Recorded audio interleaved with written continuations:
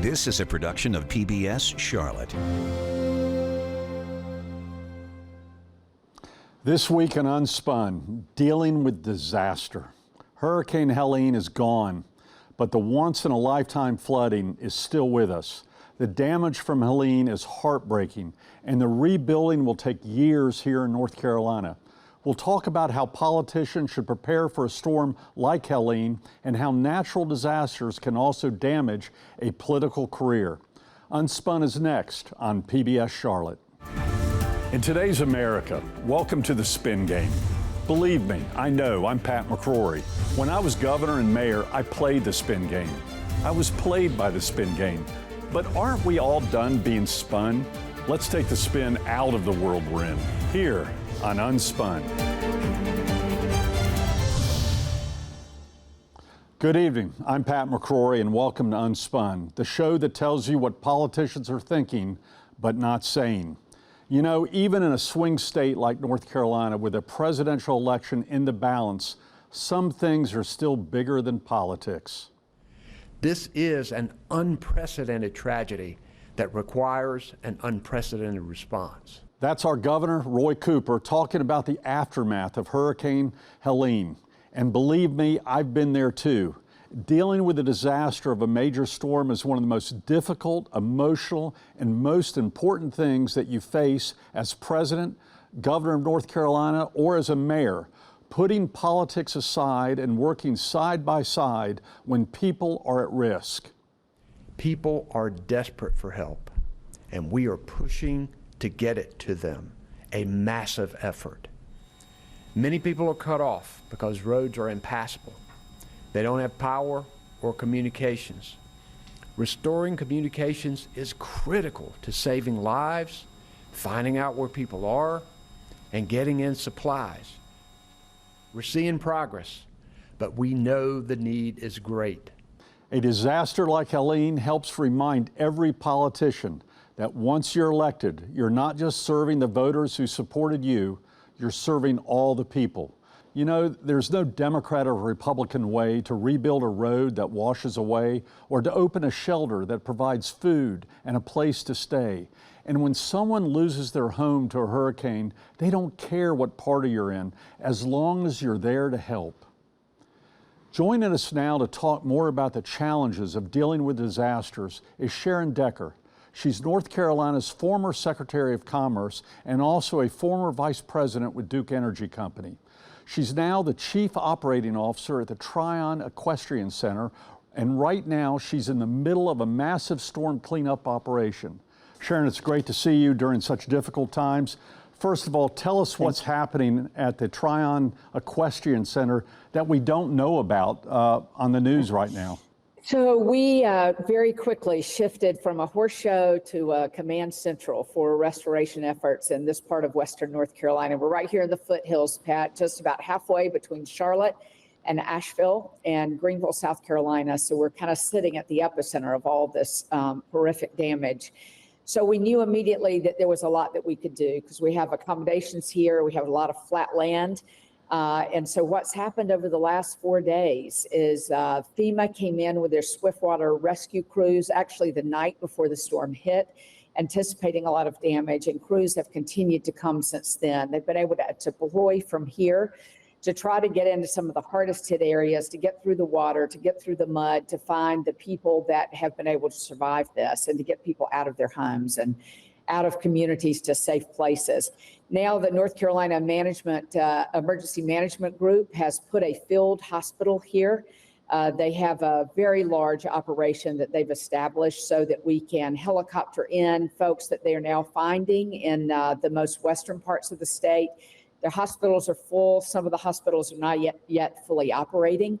So we've become a central place. Now, tomorrow we'll open a distribution center for everything from water and food for humans to horse, hay and feed, and even distributing water and feed for chickens and goats and pigs, everything, the livestock that's in this area. Pat, the needs are just insurmountable. It's unbelievable what's happened. I imagine one thing that's not being talked about that I had to deal with during the Eastern Hurricane Matthews was the loss of animals, from pigs to chickens to horses to pets. This is a big agricultural area, as you know, Governor. And so there are dairy farms, there are hog farms, there are plenty of horses, there's so much livestock. And just being able to get clean water to them and to be able to get feed to them. But I'll tell you, the world is responding. We are getting contributions, and we are getting lots of contributions of food, both for humans and for animals. Folks are going to be serving here free meals. We've been opened up for meals since the very first day so that we could feed the emergency responders first and then reach out to the community to offer food for them. And volunteers are coming from all over the country to help us execute on this. So one of the things that people don't think about is why the emergency rescue people are trying to help these people in desperate shape right now. Who's taking care of the emergency workers? And I think that's Right. one of your responsibilities. That's exactly right. So we began to house emergency workers immediately, and we do provide food for them here, 3 meals a day, and they need a place they can get a good night's sleep.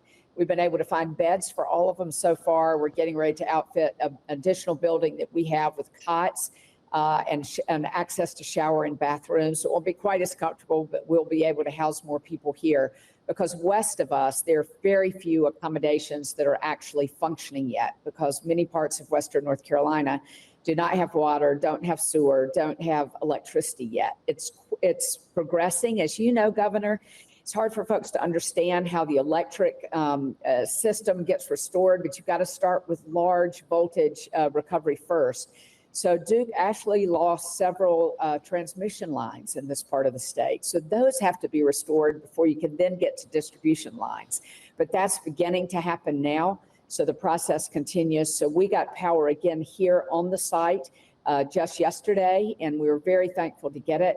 Even without power, we were able to use generators to be able to provide food and lodging. So- and we're thankful we've been in a position to help. So there's a challenge for you. You want to help, but at the same time, you've got a business to run and people on your payroll. Right. You've got horse shows. And in fact, you told me a story about you've got to prepare for your business while at the same time taking care of people. How are you doing both of those things, and why the importance of that?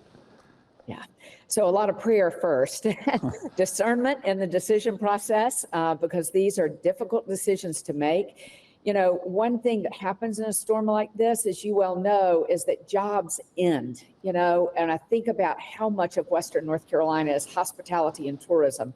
Those jobs are gone for now because those businesses are not able to get tourists in and won't be for some time. So I've been trying to weigh the careful balance of getting us back in business for the core horse shows, for the tourism that we support in this region. And it's important because I've got over 200 employees here. I need to keep employed, and they need to keep contributing to the economy. So it's so important as folks look at the recovery process to understand that while we're also meeting basic needs in the community, those who can work, we need to get back to work in businesses that can begin to operate. So how are your Because the customers? economy's got to keep turning. How are your customers going to get there during these next several weeks as you want to reemploy these people and get them paychecks? Where are they going to come from? Because they can't come from the West with the highways in such dire shape. That's right. So we have housed some of our employees here with us in both places that had power and places that didn't have power, to say, we'll give you a safe place to sleep if you can come back to work. And, you know, I'll have folks that will be very critical. Well, it's all about y'all trying to get that business back up for, you know, no business is going to make money in this environment. What we hope to do is be able to keep people employed and help in helping them get paid. And so getting these businesses back open is important. And we're getting folks who are coming from South Carolina, who are coming from the East, from the Charlotte area. We're saying we can come help you to get back in order, and we'll be trying to help a lot of small businesses get the same kind of support so that we can get people back to work. I'm considering things like now, what kind of businesses could we temporarily move on property that would allow people to get back in business, providing them some space to do that. We're evaluating that with some local small business groups now to say, have you got businesses? There are people down in the lobby of our hotel today who work remotely, who can't work from their homes. And we've said, come use the lobby of our hotel. We've got internet. And as long as you can work from there and be able to do your work, we want to get you back to work. And so I think folks are really appreciating that. And I hope folks will keep that in mind as these recovery efforts continue. Sharon, as we end this interview, what's the question that's not being asked that needs to be asked, that people maybe need to get out there right now? So I think there are two things I think I'd say, Governor. Folks are telling me, we can't get in touch with folks. We can't get a cell signal. We can't reach them. And I say, leave a message, leave a text. My children evacuated here from Asheville on Sunday, and I have to tell you, it thrilled them. It filled their hearts when they finally did get signal here at the Equestrian Center, and they were getting, message after message from people who had been trying to get in touch with them. You just don't know what that encouragement means. So if you know people in Western North Carolina, use what means you have and what means you think you may not have, be that a text or leaving a message on a phone call, because ultimately they will get it and they're going to need that encouragement. Secondly, I would say look online. You can look online at our site, trion.com. You can look at the Red Cross. You can look at Western North Carolina counties and find places that you can send donations. Governor, this is going to be a very, very long process. So as things begin to open up again, give them your business. Send a check of support so that folks can long-term find success. There won't be many short-term answers, but we're going to need to be committed to stay in it for the long term. So Sharon come back Decker, to Western North Carolina when we open up. Sharon Decker, I'm proud of you. You continue to be a great public servant. Thank you, Governor. Appreciate it. Next up, PBS Charlotte's Jeff Sonnier takes Unspun on the street to hear from those still affected here in North Carolina by Hurricane Helene. Yeah, we start here in Gaston County alongside the Catawba River and the South Fork River, where Helene's high water is finally receding and giving these riverfront towns a chance to clean up and to size up the damage.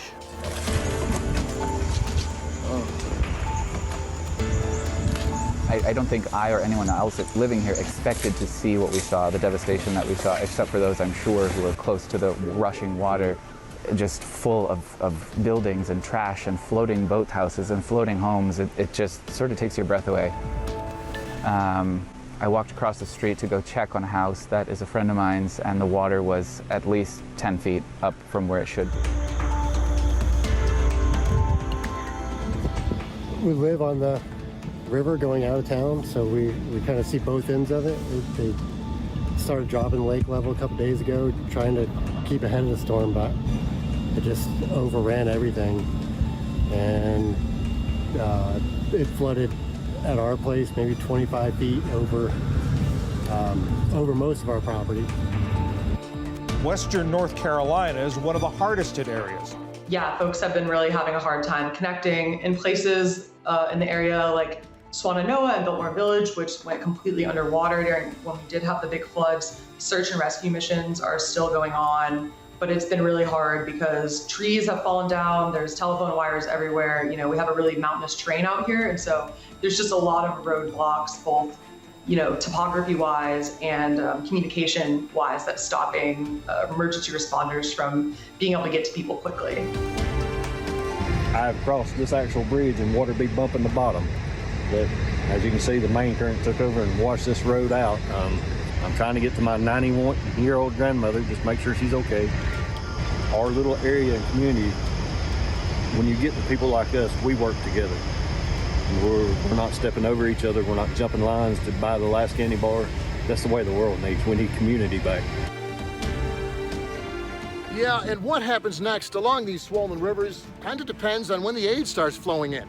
From the cities and towns, from the counties, from Raleigh, and also from the federal government in Washington. But in the meantime, the folks who live along these rivers and work along these rivers pretty much on their own. Pat? Jeff, that's just heartbreaking to see in our beautiful state, such tragedy. So what do you think about the issue? Email us your comments on North Carolina's response to Hurricane Helene at WTVI.org, or even better, send us a video and we might use it on the air.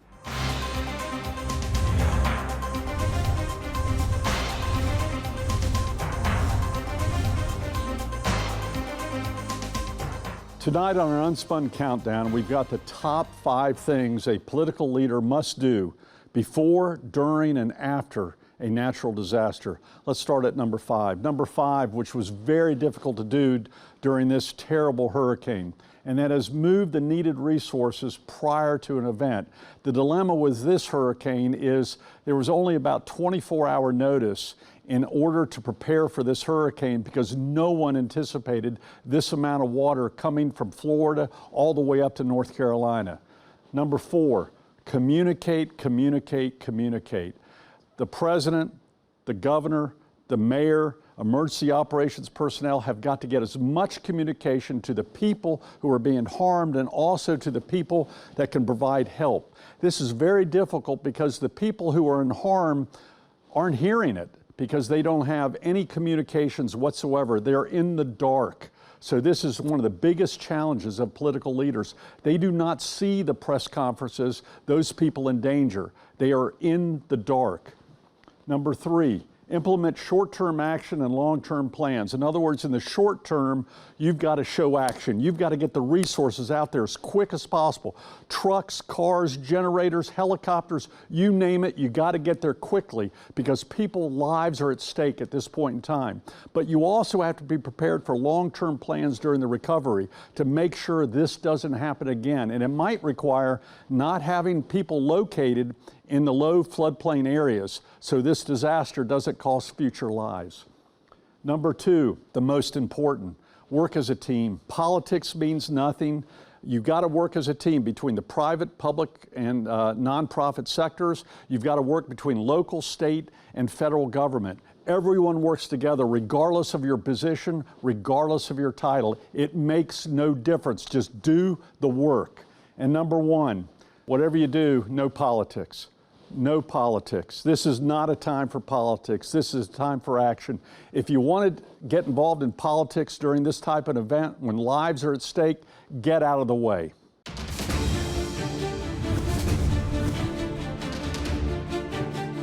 PBS Charlotte's Jeff Sonnier joins me now for Unspun, One-on-One. Yeah, I want to start with kind of a flashback to 2016 when you were governor and it was Hurricane Matthew at the time. I've got a clip here. Let's take a look and then I'll ask you a question. It's been a team effort. But as the sun rises in North Carolina and the blue sky returns, our state is facing major destruction and sadly loss of life. This storm is not over for North Carolina.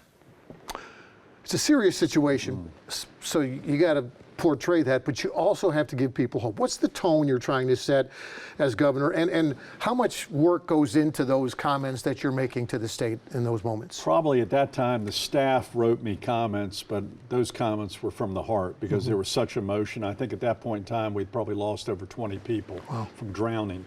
And it hits you emotionally. It hits you emotionally. So you've got to show empathy. You've got to be realistic. You've got to talk both short-term and long-term. You've got to recognize this is not going to be a day-long event or a 2-day event or a 3-week event. This is going to be long-term. The media may go in the short term, but the problem is going to be a long-term issue. The other thing that brings back memories is that the governor actually has an office in the operations center right near the North Carolina State Football Stadium. And that's the third office I had as governor. And it was very helpful because you didn't want to leave the operations center during an emergency and go back to the governor's mansion. You had to be there almost the whole time. In fact, I had a cot there where I spent the night one time on a cot. And it's better to be there than away. You have to get the most accurate information and then determine when do you communicate that information to the people of North Carolina and the nation. Yeah, there's, the disaster we have right now in Asheville in particular. It's almost a disaster within a disaster. There are different things that are in play within the city limits. You were the mayor of Charlotte. Talk about the differences between dealing with an Asheville situation right now versus in the rural areas around it. Well, in some ways it's the same problem. And the problem is this: you need your emergency operation and public safety personnel immediately on the job. The dilemma is they have families who are going through the same problem. They may have lost their house. They may may have even lost a loved one. They're out of water. They don't have sewage. They don't have electricity or communication. So in your plan, you've got to go out and get them and help them first so they can help the entire community. And this goes from police and fire to ambulance to even sanitation workers. I heard earlier this week in a press conference, people were asking, when is the garbage going to be picked up? Well, probably the challenge the mayor has of Asheville is we've got to get to our sanitation workers.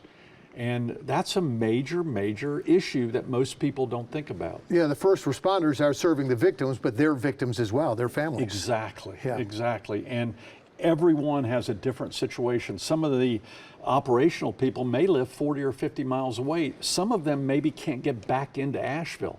In fact, some cities have rules that if you're a police officer, you have to live within the city limits just because of this reason. Yeah. You were quoted in the New York Times this week talking about how a failed attempt to deal with a disaster can be a graveyard for a politician. Yeah. What are the mistakes that politicians make, and why do they make them? Well, if you're a mayor or governor, you shouldn't leave town when disasters typically come to your region. Yeah. Like you don't leave Chicago in the dead of winter. You don't leave North Carolina during hurricane season and go to the Caribbean. That's the biggest mistake you can make, is be caught somewhere else when the disaster is hitting your area. And the second mistake is you got to show empathy and you've got to communicate. And you can't just show up when the media is there. The best politicians and leaders are the ones who show up a month later when the cameras aren't there because the people are still suffering. Yeah. I want to go back to 2016 again. This is the same situation, but a couple of months after Matthews blew through the eastern part of the state. Let's watch the clip, and then I've got another question for you. During the last 3 months, North Carolina citizens have experienced some of the worst natural disasters in our state's history. The impact from these disasters will be felt for years to come. And that's why I'm calling our General Assembly to a special session requesting approximately $200 million to make sure we rebuild communities in a sustainable way so that future leaders and families won't be faced with the same destruction when the next disaster strikes our state. You hate to think about the next disaster, but there's always... That brings emotions. I know those towns extremely well, and I'm sure as the governor and president fly over these areas or go into these areas. In fact, I went on the ground to some of those areas and set up an operations center in a funeral home because it was the highest place in that town. And I remember cities like Princeville that were totally wiped out, very similar to what you're seeing in Chimney Rock at this point in time. You got to give them hope. And what's amazing to me is the people that are impacted the most tend to be the strongest and have the most resilience. And they give you strength and all the other emergency operations people strength. And that's where the emotion comes in, is that how can I complain about doing this when they've lost everything?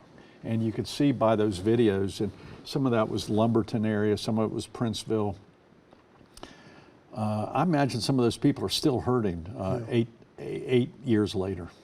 You know, for a governor that's dealing with these people on a daily basis, you know, you can feel when it's the right time and the wrong time to go visit. But, you know, the president is in North Carolina this week. Donald Trump, former president, was in Georgia visiting with storm damage victims. When is the right time to come and the wrong time to come? How do you walk that fine line between politics and being a hindrance to the response? I don't know if it's necessarily politics. It can become politics, and that's what it should not. It's good for the leaders to show that they care. And if you don't go, you'll get criticized for not going. But if you do go, stay the heck out of the way. And don't require all the security that you usually require. Make it quick, make it simple, thank everyone, hug everyone, show them you care, and then get the people back to work. And you go back to your job looking at the big operation of what needs to be done and where the gaps are. And then afterwards, someone will do an evaluation. Did you do your job and did your team do your job? But that comes much after the disaster ends. You know, those folks in North Carolina aren't thinking about the election right now. They're thinking about survival. How does this affect this coming election? Because we play a key role in what happens on election night. Oh, it could well affect the election. And, You know, North Carolina's election is basically dead even. And the western part of the state, from a partisan standpoint, you got Asheville that's totally blue. The rural area is totally red. But who cares at this point in time? These people don't care. And you've got to remember, they're still searching for bodies, and that could go for a long time at this point in time. The searching for people and still recovery, there are small towns in the mountain areas, which is even more difficult access than eastern North Carolina. It's tough for helicopters to get to. It's tough for emergency personnel because the bridges are gone. You got the trees and the forest. The thing that scares me the most is in the small back roads where you have a lot of people living in mobile homes, and the only flat areas are those areas next to creeks. And these are thousands upon thousands of people snuck into the North Carolina mountains. They're very resilient people, but they can be stubborn too. And I'm afraid some of them didn't leave, and they're hanging on for dear life. And we need to help them. Yeah. Well, thank you, Governor, for the insight on how to get that help from the state, from the government, and also from volunteers and business groups. It's a team effort, and it's a big team. And the private sector is as important as the public sector, with phones, with the Verizons of the world, and with the water, with the electricity. If you don't have that, you don't have communications either. Thank you, Governor. That's this week's 101.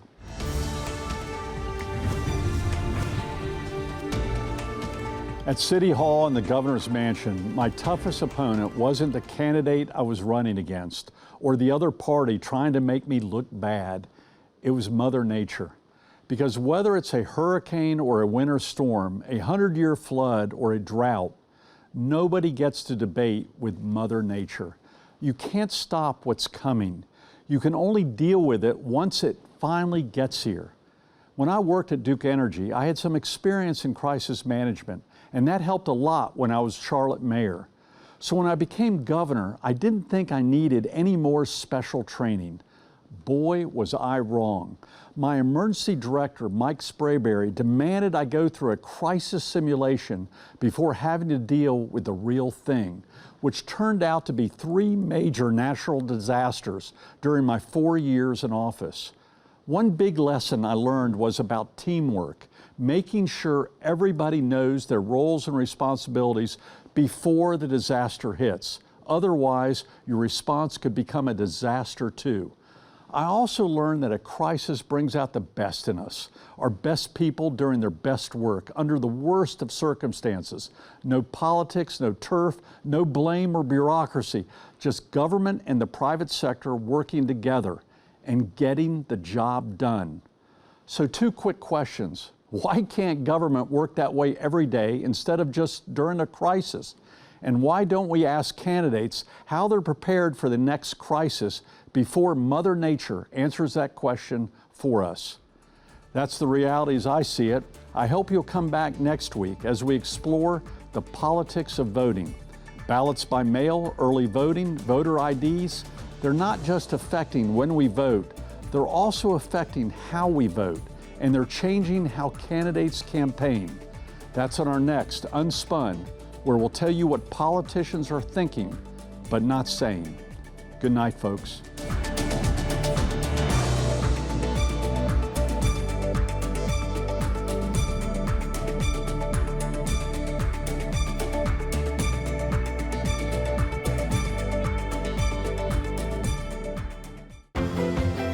A production of PBS Charlotte.